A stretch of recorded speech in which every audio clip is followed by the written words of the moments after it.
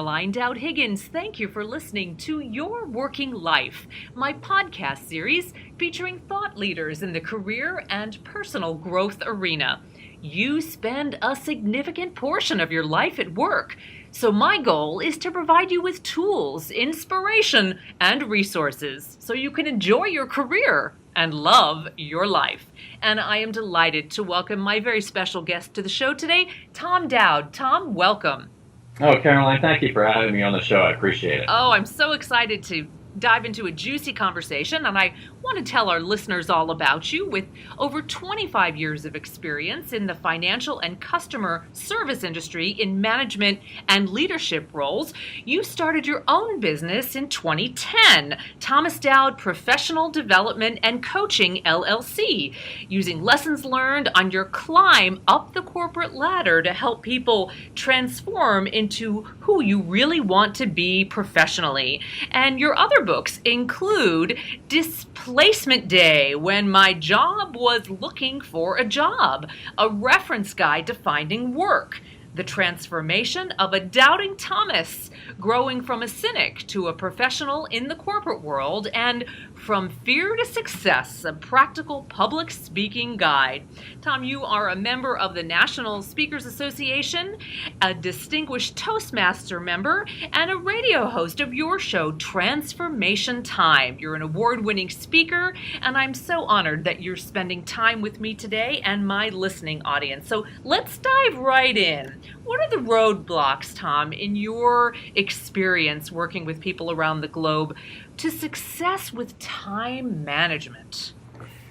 I like to keep it really simple, and the first is wearing a watch. And I say that facetiously. Yeah. We all have a time device we can look at, a clock, our iPhone, whatever it may be. But by wearing a watch, what it really does is it makes us dependent on the minutes and the seconds. And I want to change your mindset when it comes to time management and think in terms of strategy.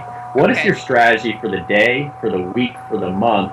And what are your true accomplishments, and what do you truly consider an accomplishment? If you're just checking off a lot of little items and you're thinking, I've got to move on to the next thing I have in the next minute, you're not thinking about time management strategically. You're just checking off a box. And part of that is we overcommit. Yeah. We build our own roadblocks, and by taking on too much, we're not understanding our own limitations, our own capabilities. And then what do? We complain when we take all the things we said we were going to do today and we push them to tomorrow. Mm-hmm. Well, what did we do? We just doubled tomorrow's workload. And so when you take a step back and you think strategically, you don't overcommit. You think realistically now. And I teach time management strategy, time strategy, because this thinks long term. This isn't what's going to happen in the next hour or what's going to happen tomorrow. This is what's going to happen over time. Yeah. And what can I really, truly accomplish?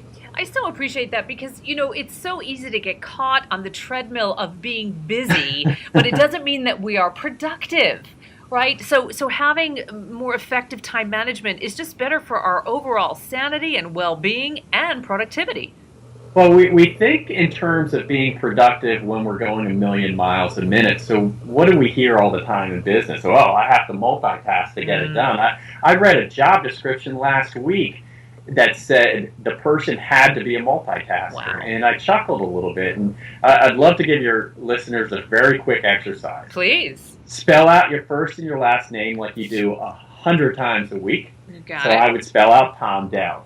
Well, now spell out first letter of your first name, first letter of your last name, second letter of your first name, second letter of your last name, and so on. So I would spell T, and then D, and then O, and then O, and then M, and then W, and then D. It's very obvious it takes you a lot longer to do the second one. And it becomes obvious that every time you're trying to put your mind in two places at once, it's not possible, and you should concentrate with a laser focus on what you're doing, and you will get both tasks done a lot more efficiently and productively. Love it. Love it. Good exercise. I am also fascinated by the antiquated job descriptions that still require multitasking, because the research tells us that our brains are much more high functioning when we focus on one thing at a time. And what we're finding is technology is putting more pressure on us, but it's not making us more efficient. And I would caution people on looking for the next greatest technology or next great app out there to solve your problems. You solve your time management problems, and that comes with strategy and focus, discipline, and routines is what really makes it for you. Yeah, you have the control. So, Tom, I chuckled when I read this. What are the biggest time suckers in any business? So, there are many ways to think about that. What are those biggest time suckers in a business? Well, we all know how powerful those hallway conversations are. Yeah. We hear about them all the time, but more people are working remotely. A lot of people are working from home, so they don't happen as much. But believe it or not, those people might find a way to be a little bit more productive. There is a ton of value in those hallway conversations. But what happens is they get to a point where they're no longer productive. You might talk about the kids or about the big game, or you might talk a little bit about work, and they are so important to developing a relationship with that person. But this is where you do have control. When it starts to become non-productive in either building the relationship or getting the job done, you can break off that conversation and move on. And it takes discipline to be able to do that. And there's balance to building a relationship and versus wasting time. And there's also interruptions. Dave Beck was a guy, I read an article, he referenced this basic study of 1,000 office workers. And he said that on average, in an 8-hour day, more than 2 hours are considered interruptions, or I like to call them fire drills. Yeah. I mean, think about that. You schedule your calendar from the minute you wake up to the minute you go back to sleep, and you haven't accounted for those 2 hours. You haven't accounted for the phone ringing, for someone knocking on your door.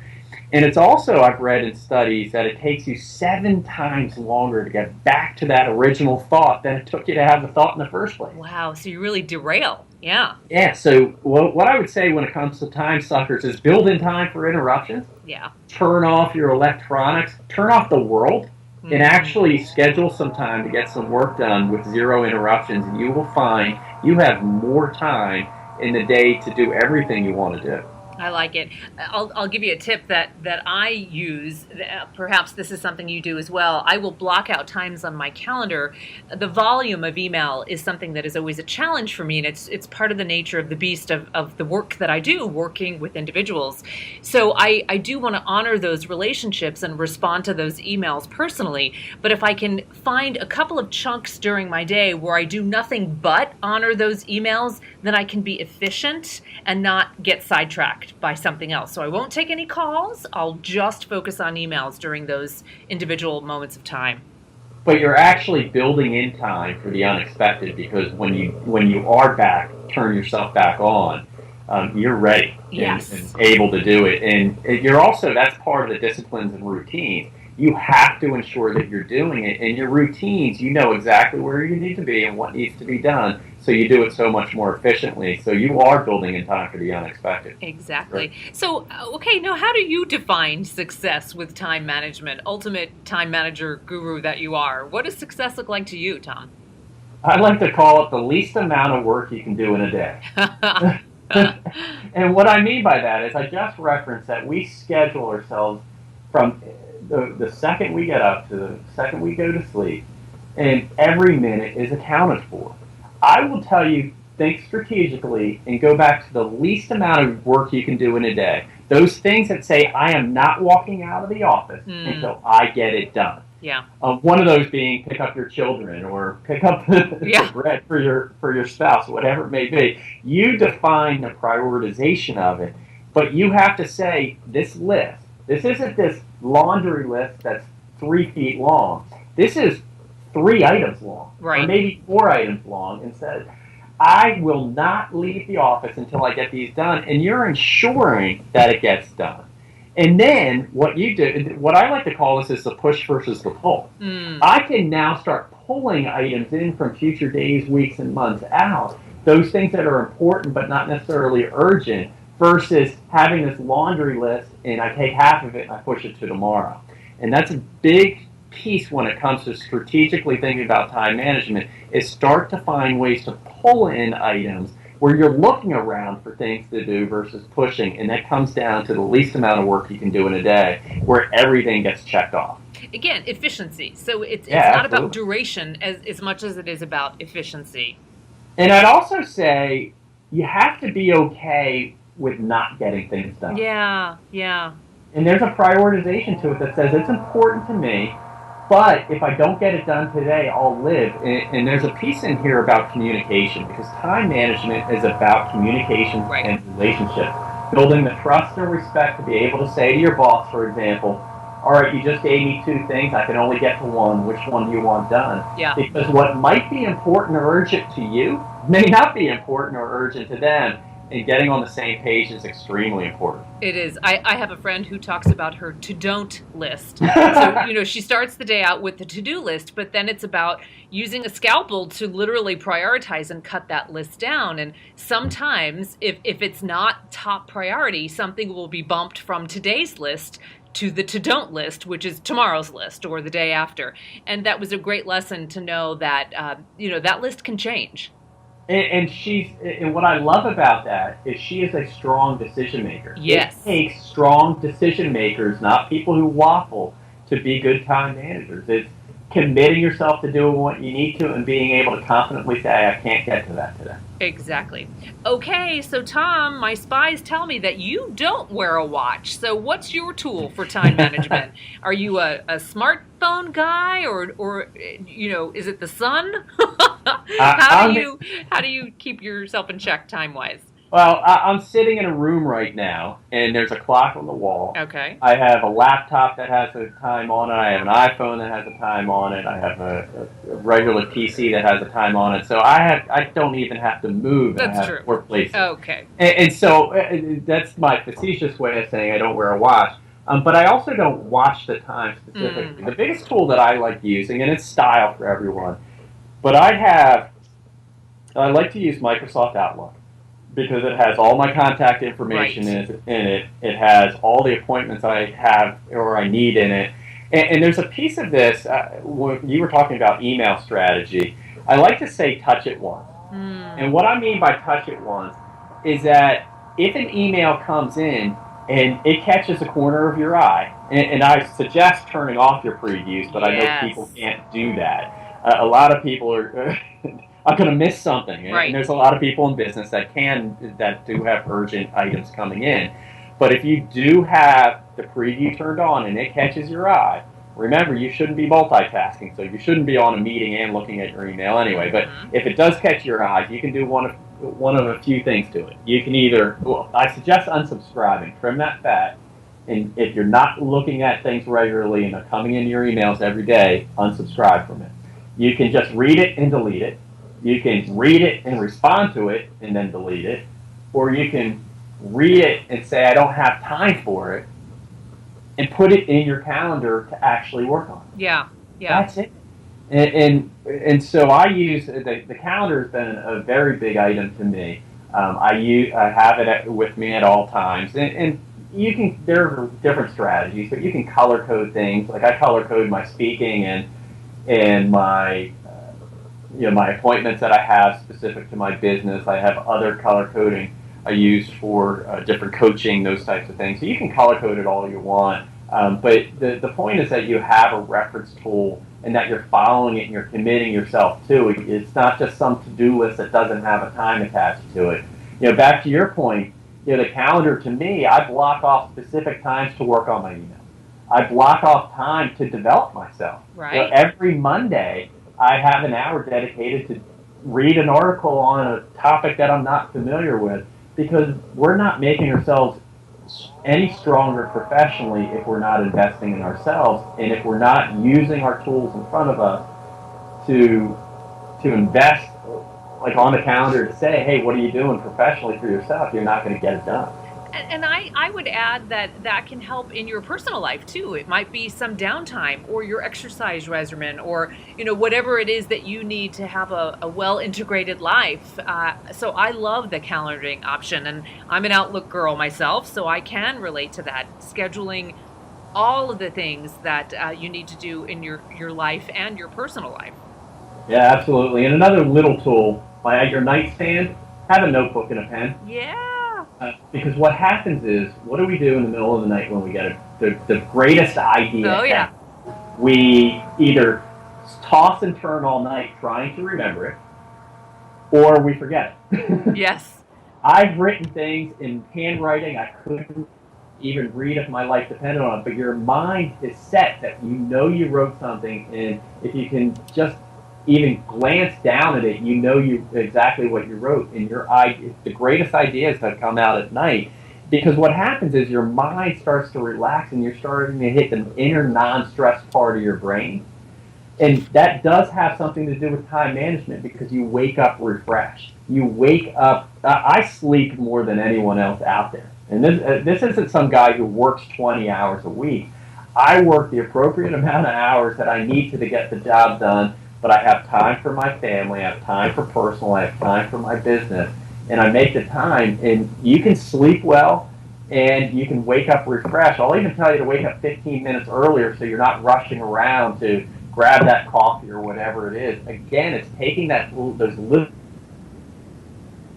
Love it. bits of pressure off yourself to go through the day relaxed. And you deserve that, right? That's part of our health and wellness. We all deserve that. And I think sometimes we don't honor what our bodies need to be high functioning. Yeah, and using these tools, like the calendar, for example, schedule your lunch for yourself. Yeah. Whether you're going to exercise or for a run, you're going to be much more productive in the afternoon versus just working yourself through lunch. And it is proven you'll be much more productive, and you'll be more efficient. And give yourself a little bit of a break. If you've sat in on meetings that go longer than 90 minutes, don't schedule anything longer than 90 minutes. And if you do, stand up, stretch, grab some water, read a very quick article, get your mind doing something just a little bit different. So when you do come back to it, you're hitting it with a lot more momentum, and you're refreshed. Exactly, that mental reboot. So Tom, you mentioned that you do have a wonderful balance between work and family life, and I know that is very difficult for so many working professionals, and I would venture to guess that it's not perfect, right? There's a roller coaster of ups and downs, but what are your strategies for work-life integration? Well, I think everyone should have my wife, but you can't. So she's taken. So surround yourself with a good support system, yes. and someone that knows. Again, time management is more about communication and relationship. Yeah. So people know where you are and what you're doing, and can you get assistance? My wife is out of town this weekend. No big deal. We worked it out to make sure that children are picked up. It's about having the right conversation. But many people, including myself, have stronger calendar habits at work than they do at home. Yeah. Yeah. When you get home, you just forget that you have to get stuff done because maybe you're so tired. And my wife might have something on the honey-do list, but there is separation between life and work. However, people are also so afraid to merge them together because they hear, oh, I've got to balance work and life. What you need to do is have a synergy between work and life. And so when you break out of work, that your BlackBerry or your smartphone isn't going to be an extension of who you are for every minute you're sitting at the dinner table or trying to read to your kids. You have to have separation between the two. And you have to, again, it comes down to commitment. And I was taking a time management class, and I took it about 20 years ago, which probably got my mind spinning and all this stuff about time management. And the instructor said, you're going to be playing catch with one of your kids one day, and your mind is going to wander. It's going to be elsewhere, and you're going to be thinking about work. And I'm 23 years old, no big deal.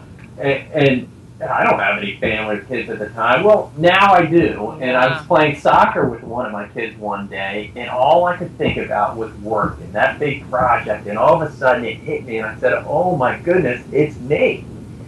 And you have to really start, and so I really started to work hard on making sure that I was having the right communication with my wife, that I was making sure that if there was, one of my kids had a school sport or a school play, it instantly went on my calendar. Yeah, you're gonna. And that I was having conversations with my boss at work saying, hey, guess what? My daughter has a soccer game.